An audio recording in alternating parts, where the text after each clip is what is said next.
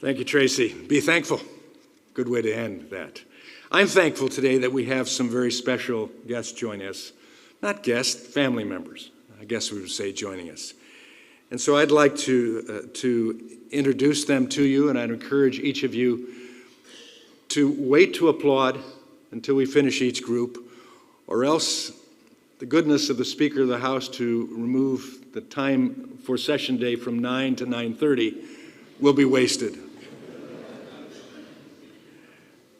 The House meets every Thursday in the bipartisan prayer breakfast at 8 o'clock, and I've been privileged to be a co-chair of that. But in the Senate, they meet on Wednesdays, and they've met for many, many, many years, 80 years or more, as has the House. And so I want to welcome with us today the Senate Bipartisan Prayer Breakfast co-chairs, Senator Kirsten Gillibrand and Senator Mike Rounds. Please stand and be recognized.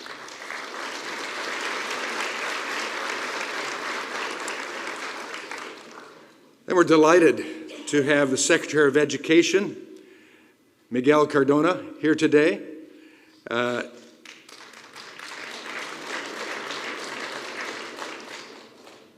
Ambassador Linda Thomas Greenfield. Please. And I'm told the Administrator of NASA, former Senator Bill Nelson, is here, but I'm not seeing. There you are. There you are. Observing the principle of not going to the front seat, but waiting till you're called, right? Delighted to have former House Majority Leader Steny Hoyer and Speaker of the House Emerita Nancy Pelosi here today.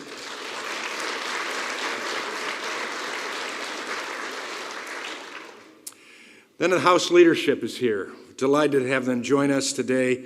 House Minority Whip Katherine Clark, House Majority Whip Tom Emmer, House Minority Leader Hakeem Jeffries, House Majority Leader Representative Steve Scalise, and evidence that prayer works as well, and Speaker of the House Representative Kevin McCarthy. Please stand and be recognized.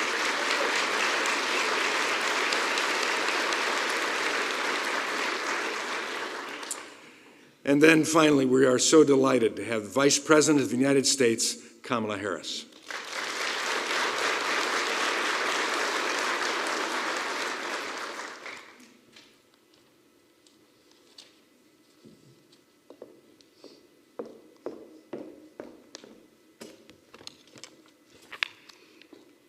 We are honored to be joined by our nation's President. Mr. President, last year you spoke at this very same breakfast about finding purpose through the pain of losing a piece of your soul. As you and I both recognize the birthdays of our late sons this month, I will remind you, as you have reminded me, that Bo and Jordan will always be with us. President Biden, I know how important that your faith has been over the course of your career, how you pray to keep that faith, and how your grandmother reminded you to spread it too. As you spread that faith today, it is my privilege to welcome you back to the Capitol. Mr. President, ladies and gentlemen, please welcome the President of the United States, President Joe Biden.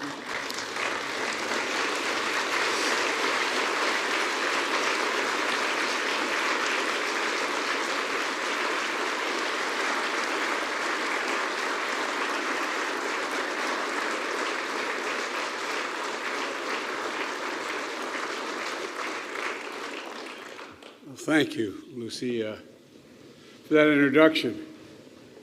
And I might add, as I said last year, for your courage. You know, like many of you in the audience, Lucy lost a piece of her soul.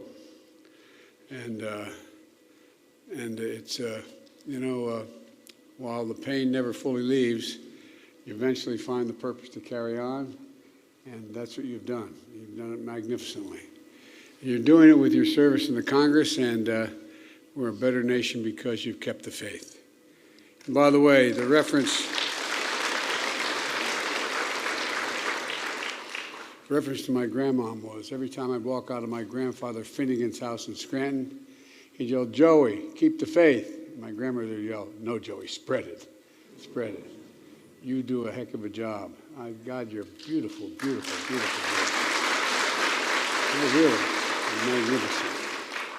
I also want to thank the other leaders here at the breakfast, Representative Tim Walberg, Senator Kristen Gillibrand, Mike Rounds. Mike, it's good to see you. We used to sit there together a lot in the past. And former Senator Mark Pryor. And he and his dad and I also spent an awful lot of time together. And I applaud your work to make a more intimate gathering and bring him back to its roots. But I understand we got a bunch of folks at a hotel not far from here. How many? 1,300. About 1,300. They apparently are watching this. Welcome.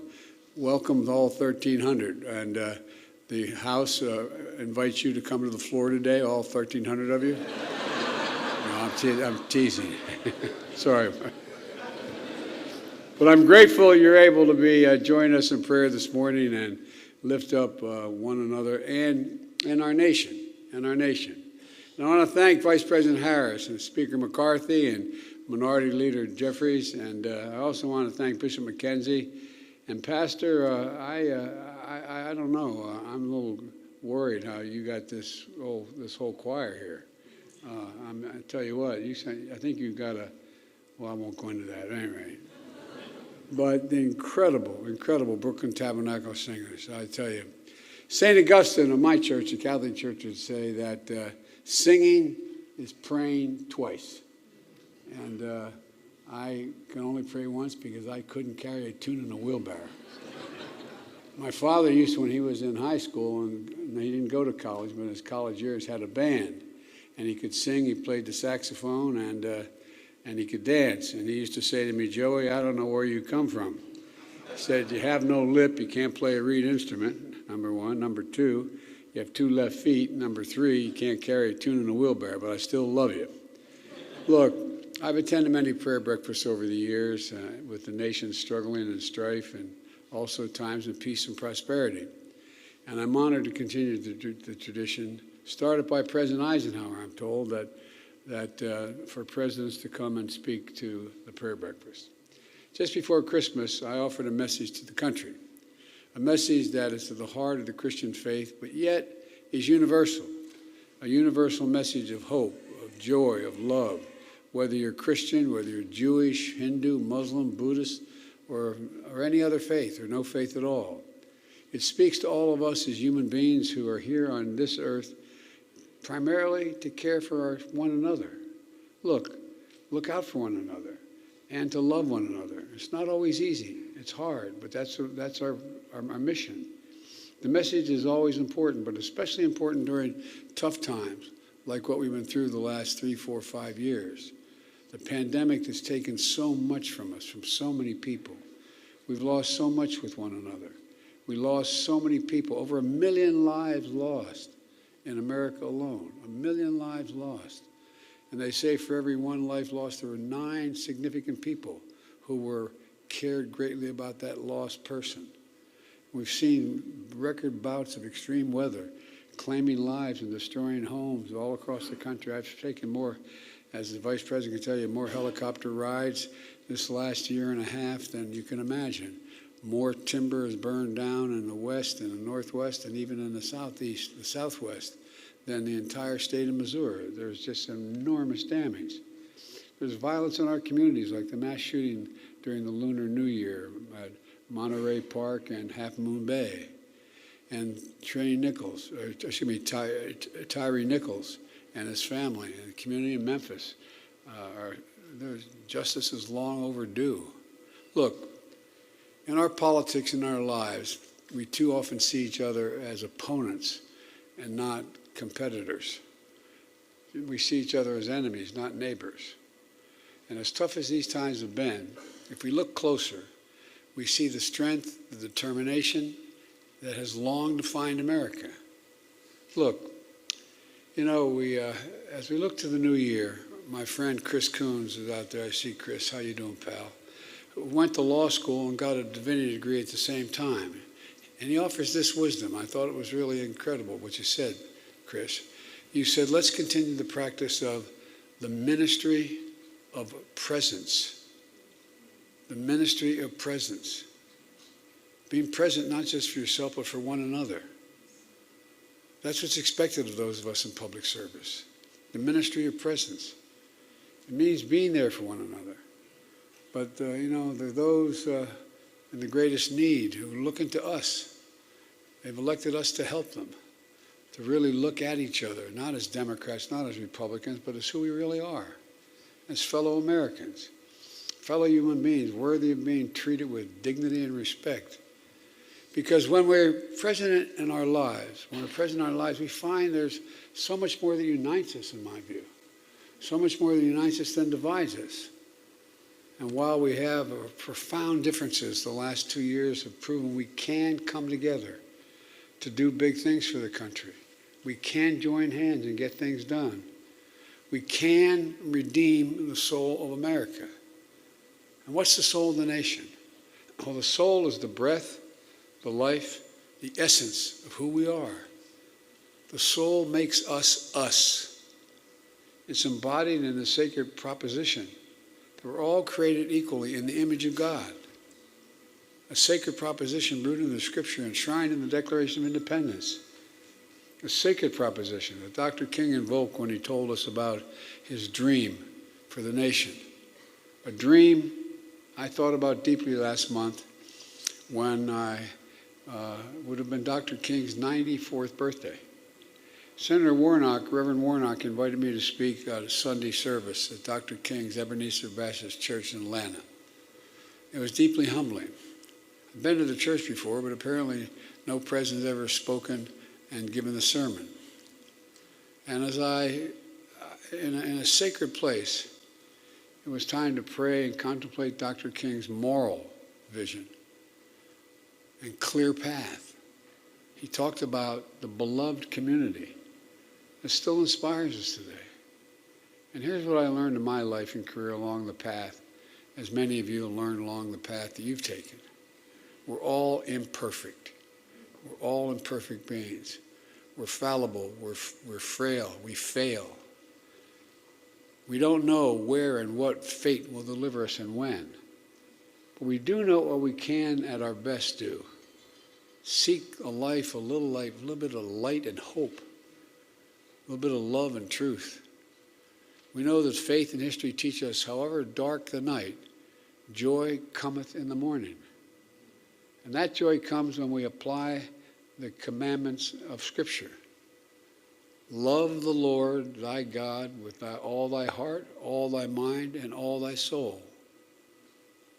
And love thy neighbor as thyself. That's the hardest one, I think. At least it's hardest here. Didn't used to be as hard. I've been here a long time, but it seems to be getting harder. It's easy to say, it's hard to do. But in that commandment lies the essence of faith. Loving our neighbors is also part of the essence of the American promise. A promise that comes with a new Congress that is more diverse and more different and more religions, more races, more diversity than ever before in our history. People of all faiths, some people of no faith, gay, straight, immigrant, Native American, differences that express infinite creativity of God, who is able to see his reflection in countless ways in different people. It's also an expression of the American conviction that our diversity is one of our greatest strengths. That's why Jill and I have opened the White House to celebrations of faith in our nations for Easter, for the Jewish high holidays, for Diwali, and more. That's America. That's who we are. Let me close with the question Dr. King asked us all those years ago. Where do we go from here? Where do we go from here? My message to all of you and to the nation is we go forward. We go forward together. Let's be the doers of the word. Let's keep the faith. Let's remember who we are. We're the United States of America. the United States of America.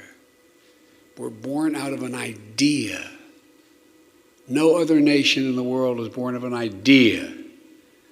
They're based on ethnicity, geography, and so many other things. But the idea that we hold these truths to be self-evident, that all men and women are created equal, endowed by their Creator with certain inalienable rights, life, liberty, etc. There's nothing beyond our capacity. Remember who in God's name we are. We're the United States of America. My prayer for this prayer breakfast is we start to see each other again, look at each other again, travel with each other again, argue like hell with each other again, but then still go to lunch together. You know, one of the interesting things when I first got to the Senate, it was in the days when there were some very strong segregationists still in the Senate, from James O. Eastland, Mississippi, and Strom Thurmond, I go down the list. And I used to watch Teddy Kennedy and James O. Eastland argue like hell on the floor. Then they go to the Senate dining room and sit down, they'd eat together. They'd eat together. I don't know how we do that anymore, but we have to. We have to start treating each other in ways different than we have, in my humble opinion. It's been the greatest honor of my life to serve this country. I know I don't look it, but I've done it for a few years. A lot of good folks, not so good folks, great folks, and a lot of folks better than me. Let's just sort of kind of join hands again a little bit. Let's start treating each other with respect. That's what Kevin and I are going to do. Not a joke. We had a good meeting yesterday. I think we got to do it across the board. Doesn't mean we're going to agree and fight like hell, but let's treat each other with respect. God bless you all, and may God protect our troops.